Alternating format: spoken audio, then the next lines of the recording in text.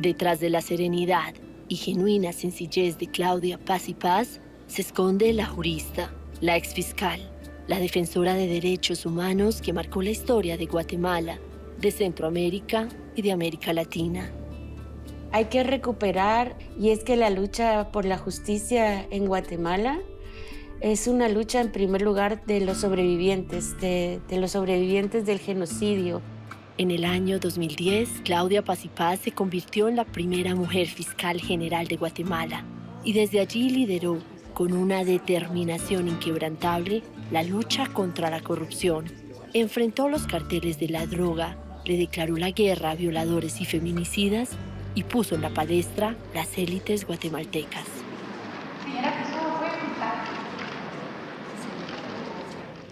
Su nombre se hizo célebre en el continente cuando abrió la investigación contra el exgobernante militar golpista Efraín Ríos Montt, que según reza el expediente, en tan solo 18 meses en el poder, dejó a su paso el genocidio de más de 1.700 indígenas de Chile.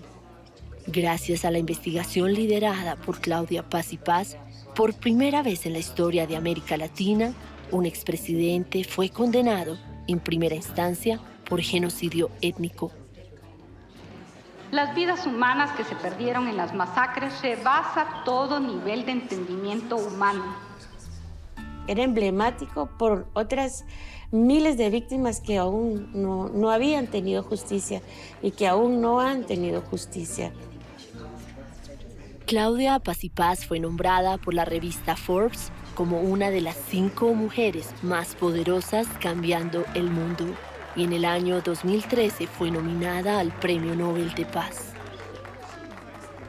Hoy, desde su exilio en Costa Rica, nos explica su esperanza y su empeño para que autócratas, sean de derecha o de izquierda, responsables de crímenes de lesa humanidad, no estén eternamente blindados por su poder y enfrenten la justicia.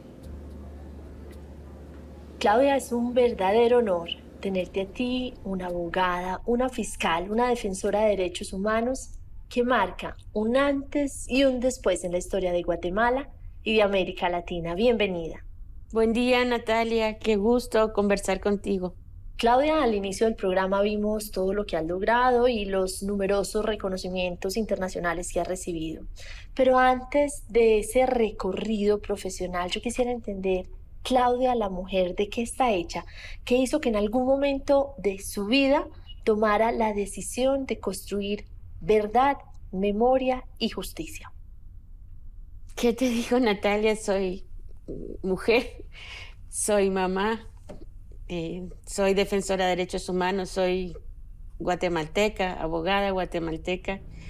Creo que nací en la guerra.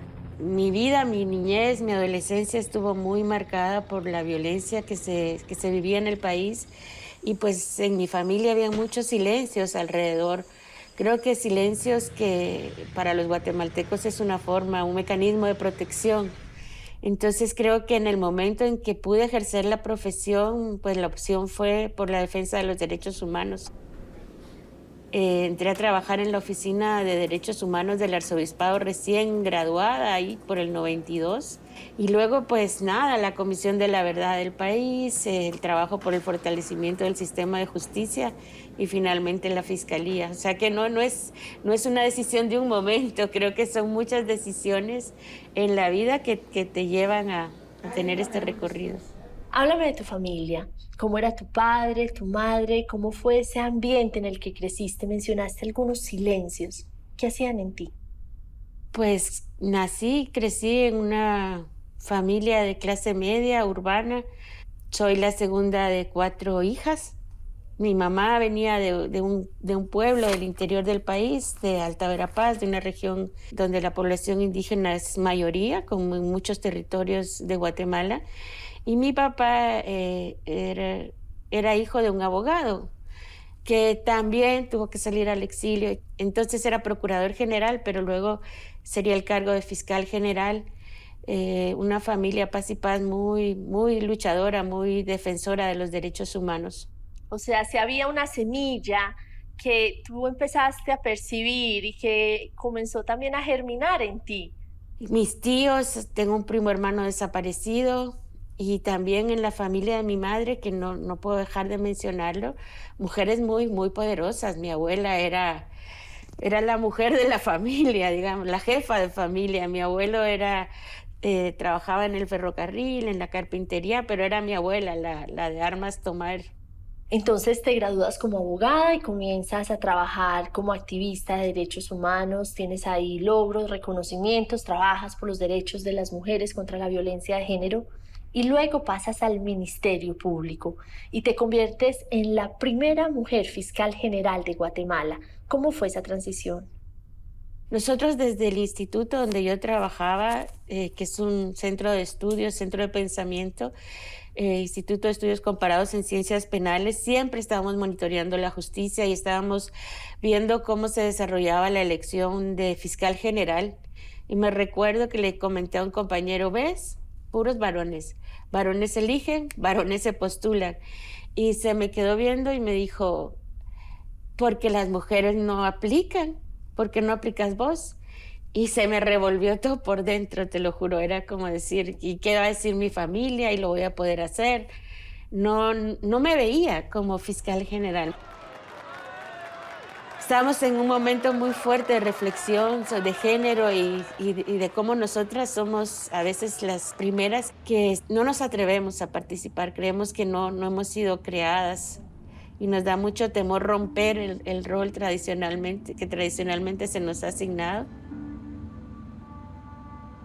Así que hablé con la familia, con los compañeros, compañeras y pues nada, yo dije, juré, no me van a nombrar, no tengo más que mis méritos, ¿de dónde me van a elegir? O sea, primero porque me van a poner en la lista y luego porque el presidente va a optar por mí, pero bueno. Saliste elegida.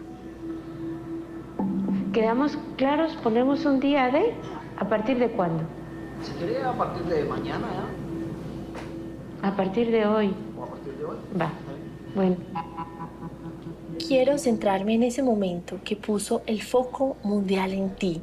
Sentaste por primera vez en la historia a un expresidente ante un tribunal nacional para que respondiera por crímenes de genocidio. ¿Qué sentiste en ese momento cuando la fiscal le dice, señor acusado, puede sentarse? Era el general Ríos Montt. Natalia, hay que recuperar algo que vos como colombiana seguro vas a entender, y es que la lucha por la justicia en Guatemala es una lucha en primer lugar de los sobrevivientes, de los sobrevivientes del genocidio, de las familias de los que fueron desaparecidos, torturados, asesinados, de las mismas mujeres que sufrieron violencia sexual, que demandaron justicia, demandaron que se conociera la historia, que los perpetradores fueran llevados a la justicia y que fueran sancionados. Creo que para ellos y para todos en Guatemala como un tema inicialmente de dignidad, de recuperar esa ciudadanía que les fue arrebatada. Entonces, esta lucha por la justicia, como te digo, ya venía, era antes de que yo fuera fiscal. Creo que yo lo que tuve fue el privilegio de poder acompañarles como funcionaria en ese tramo de su lucha, pero ya se venían haciendo exhumaciones en el país desde prácticamente los años 90, que eran la evidencia científica de lo que había sido el genocidio.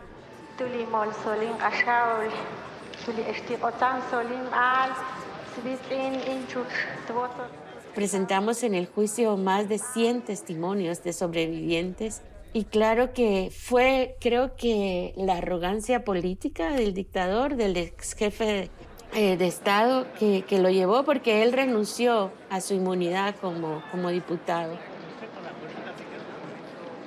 Y entonces se presentó, fue en enero, voluntariamente a la justicia pensando, como siempre, ¿no? Hay impunidad, yo voy a salir de esta por la puerta grande, y no fue así. Había todo un caso preparado cuando se le ligó a proceso por el delito de genocidio. Ellas lo dejaron agarrado y lo amarraron de las manos y los pies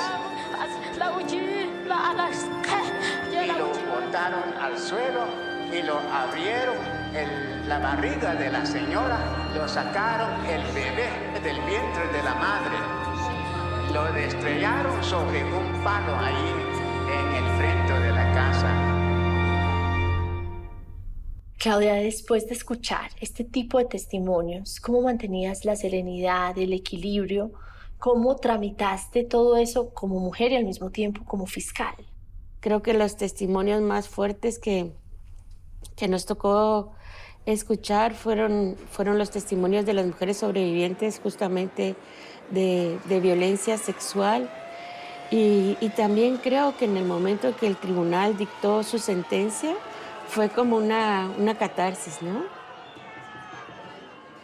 Las vidas humanas que se perdieron en las masacres rebasa todo nivel de entendimiento humano.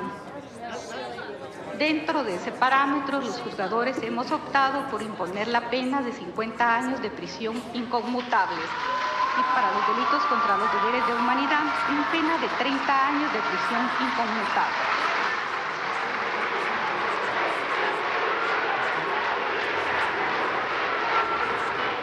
Era emblemático por otras miles de víctimas que aún no habían tenido justicia y que aún no han tenido justicia. Creo que fue un momento para Guatemala, un momento histórico que marcó un antes y un después. Así que este día también queremos reconocer el esfuerzo y el trabajo de la doctora Claudia Paz y Paz en el combate frontal a la impunidad en este país, y no solo a la impunidad de la guerra y del genocidio, sino a la impunidad diaria que se lleva diariamente a hombres, mujeres, jóvenes, niños y ancianos.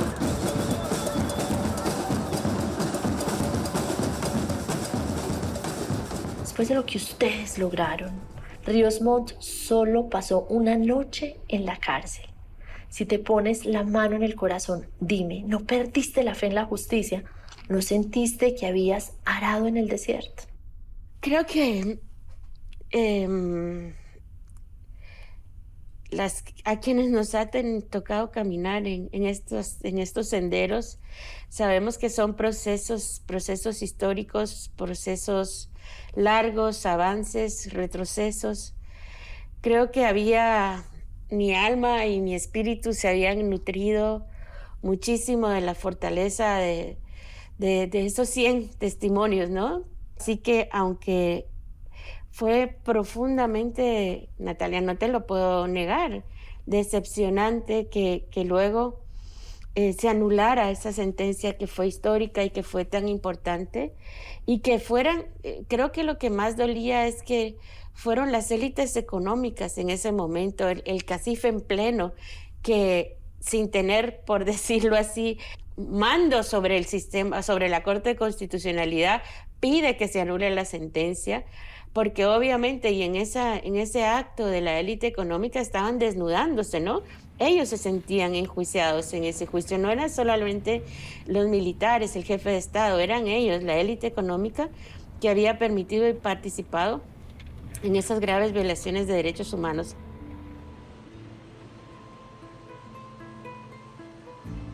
Entonces creo que fue un momento doloroso, muy, muy duro, pero creo que también yo estaba consciente y muchos estábamos conscientes que se había abierto una nueva senda de ciudadanía, de exigencia de justicia, de esperanza de que estos crímenes podían castigarse.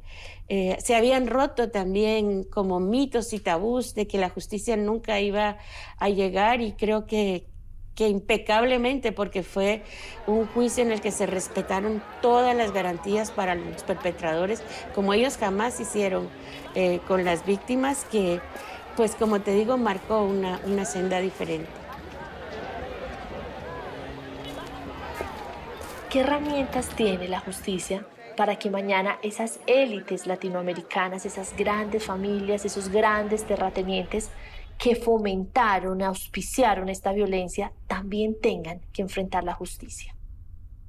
Creo que, por un lado, tienen un aliado que son las y los ciudadanos comprometidos, Creo que otro aliado del sistema de justicia es la prensa, como ustedes, la prensa independiente. Muchos casos de gran corrupción han sido develados en primer lugar por las investigaciones de periodismo independiente. Creo que otro gran aliado son los sistemas internacionales de justicia. Y por supuesto que un capital fundamental del sistema de justicia es el capital humano, los fiscales honestos, los jueces independientes. Entonces te decía, en el caso de Guatemala, este trabajo nacional e internacional llegó a develar cómo las élites económicas y las élites políticas habían cooptado el Estado y el sistema, partes importantes del sistema de justicia para su beneficio económico.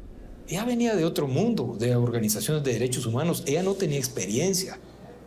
Sin embargo, ella va a tener que pagar, porque es responsable e incluso es probable que tenga que irse a la cárcel.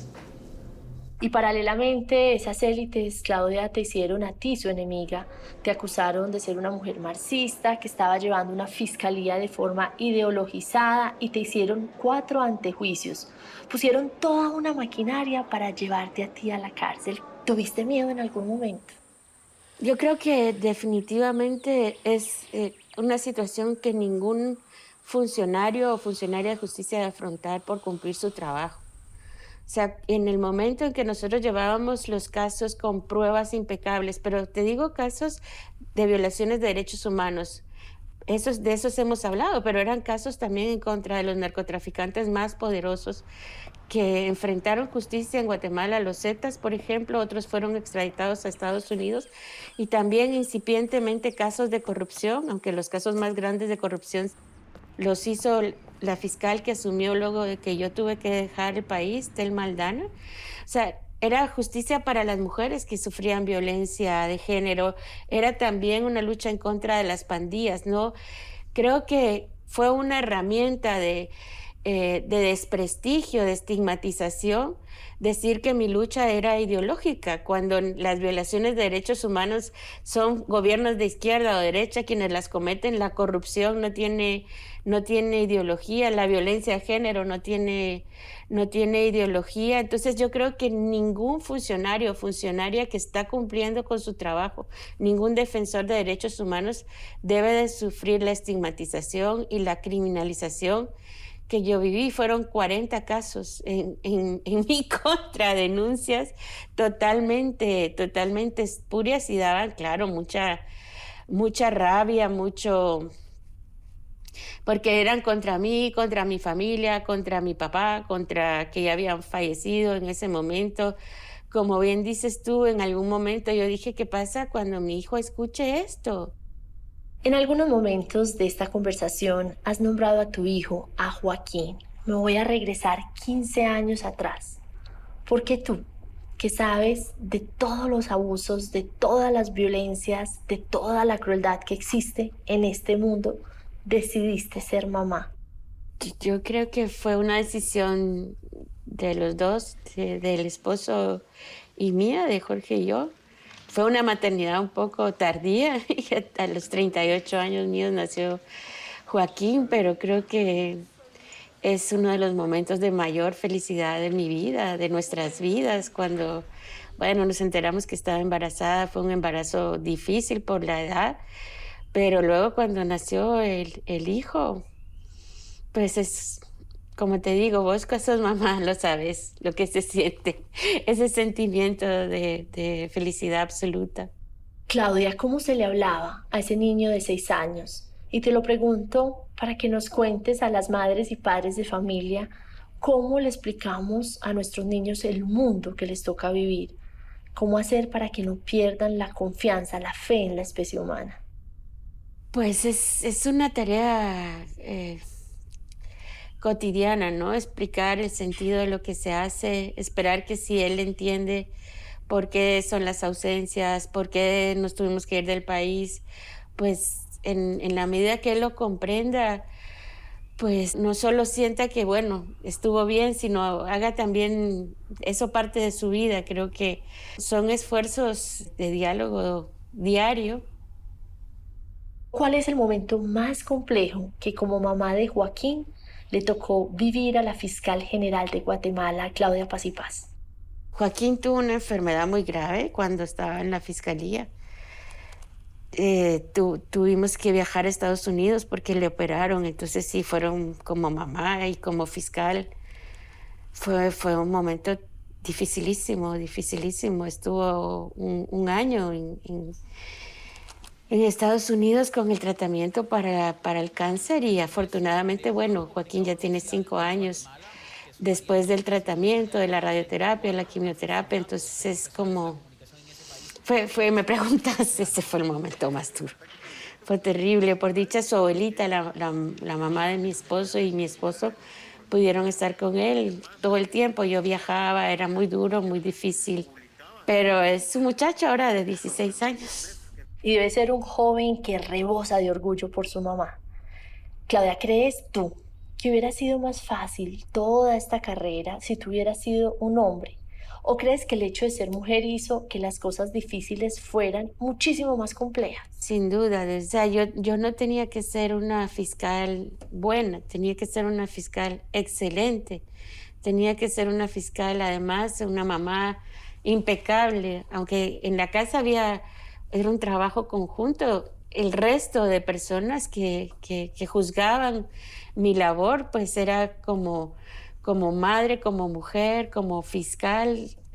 No era superar la barda para mí, para nuestro equipo en aquel momento, estaba muchísimo más alta. Sí, Claudia fue la fiscal de las mujeres, de la justicia transicional, de los derechos humanos, pero también es la fiscal contra el crimen organizado, el narcotráfico y la criminalidad. Y de eso hay muchos que quieren olvidarse. Claudia, ¿tú crees que la justicia está hoy, en la América Latina de hoy, capaz de construir una sociedad mejor? ¿Sigues creyendo? ¿Sigues confiando?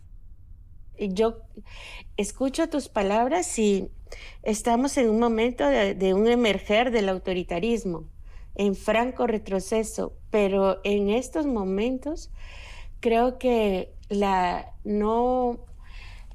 esperanza es una decisión política.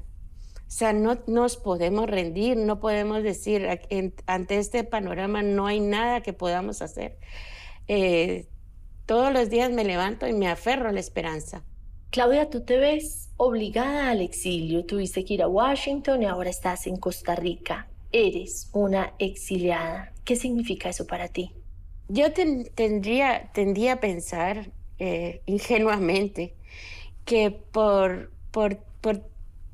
tener un exilio con privilegios, por decirlo así, porque la pasan mucho peor compatriotas míos guatemaltecos que tienen que migrar en las peores condiciones, o desplazados internos incluso que no pueden abandonar el país, pero que se tienen que movilizar para resguardar su vida, pues que iba a ser un distinto, ¿no? Que iba a doler menos, pero el dolor de dejar tu país, tus luchas, tus raíces,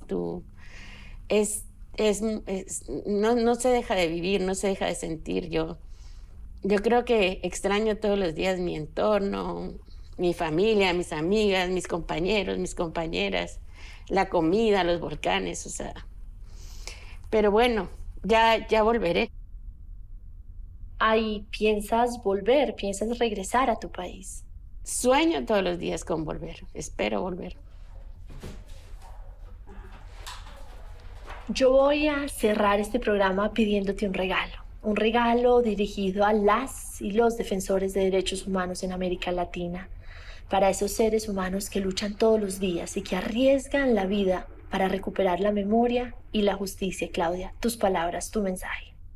Les pediría que no perdamos la esperanza, que no nos rindamos, que por muy difícil que sea estos momentos, no hay espacio para dar pasos atrás, que aún por mucha oscuridad no sabemos qué tan cerca está la luz, y que creo que también los esfuerzos locales, los esfuerzos nacionales, los esfuerzos internacionales, como cómo intentamos unir nuestras luchas desde todos los sectores, también es algo que nos puede dar muchísima más fuerza para que este momento de oscuridad pues sea más leve y se pueda pasar más rápido.